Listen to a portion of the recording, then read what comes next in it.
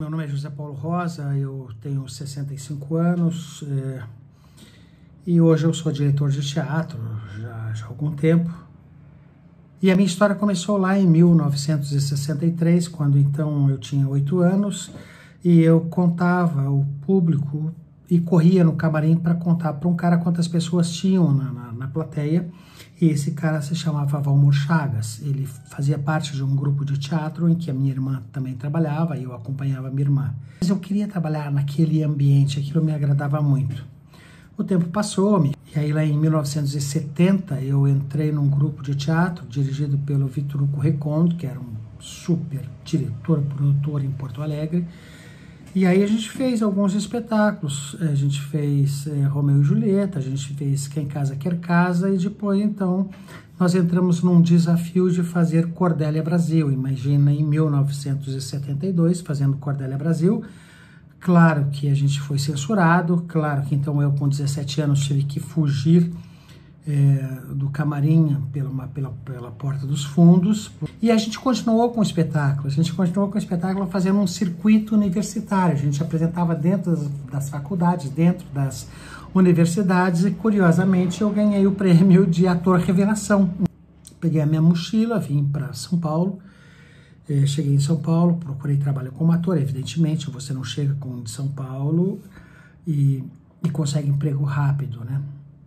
E aí eu conheci um cara chamado Daniel Cherniavsky, que era um diretor de cinema, e que ele tinha muitos sonhos. Ele tinha fugido da Argentina, eu vim com os meus sonhos. E aí começamos a fazer algumas coisas, alguns curtas, algumas experimentações. Ele tinha um largo currículo, um cara que, se vocês pesquisarem, Daniel Cherniavsky, tem um currículo fantástico.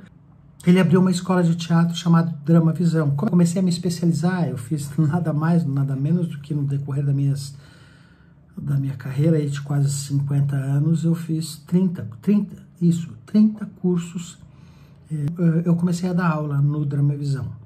Em algum momento, o Macunaíma, que era o top do top, lá pelos anos 80, eu dei algumas aulas, a gente tinha que fazer uma montagem final. E tinha uma coisa chamada FIPAMA. E aí eu escrevia os espetáculos que a gente fazia como finalização no curso do Drama Visão. E eu tive a felicidade de ser premiado com um espetáculo chamado Cerimônia, então como melhor espetáculo, melhor direção. Então já era o meu segundo prêmio. Aí eu gostei dessa ideia de ser diretor. Embora tivesse no meu sangue essa coisa de ser ator, mas eu senti falta. Eu sentia a falta de um diretor que me dissesse os caminhos, que me cobrasse coisas, que tivesse experiências de vida. E aí eu falei, eu quero ser diretor. E eu comecei então a dirigir alguns espetáculos fora lá da escola. Fiz algumas adaptações que deu muito certo. Então eu resolvi produzir, dirigir e ser dono do meu próprio caminho.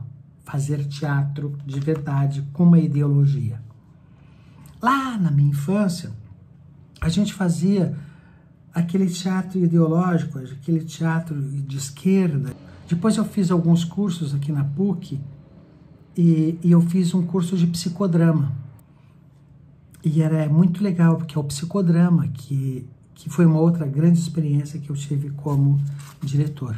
Depois eu tive o privilégio de apadrinhar um ator chamado Braulio Ferraz, que ele foi contemplado por uma entidade aqui no Brasil, que não posso fazer o nome, que financiou um curso para ele fazer nada mais, nada menos do que um curso de teatro em Cardiff, na Grã-Bretanha, no País de Gales. E eu, como padrinho, então eu tive que estar lá na formatura.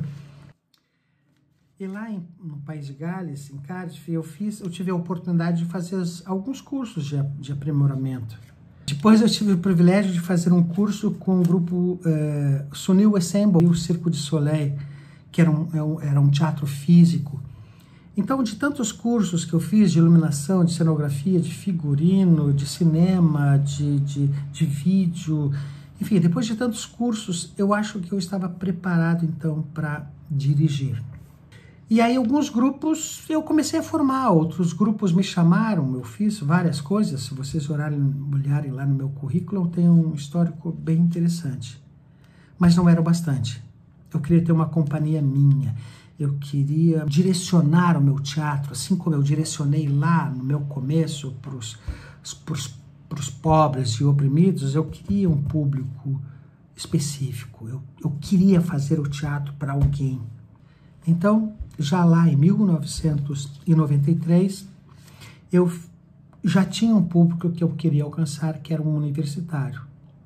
E depois a gente tinha um debate. O grande lance, né, a grande sacada foi justamente isso.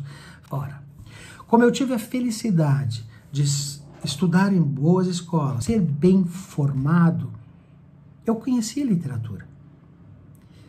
Então eu resolvi fazer adaptações de obras literárias para o teatro, para um público específico, que era estudante.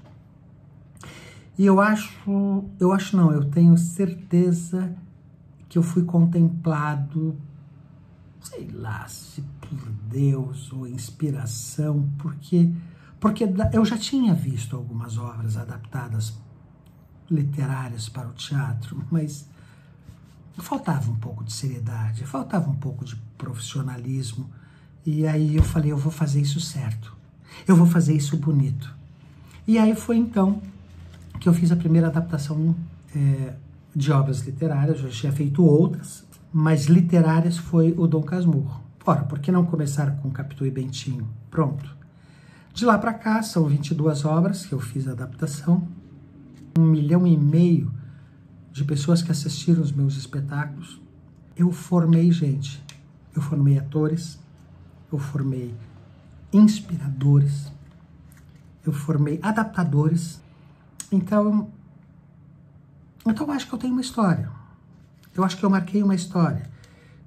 Eu acho que eu formei um público, formei atores, eu formei gente de opinião. A minha formação pouco importa. O que importa são as pessoas que eu formei com a minha experiência.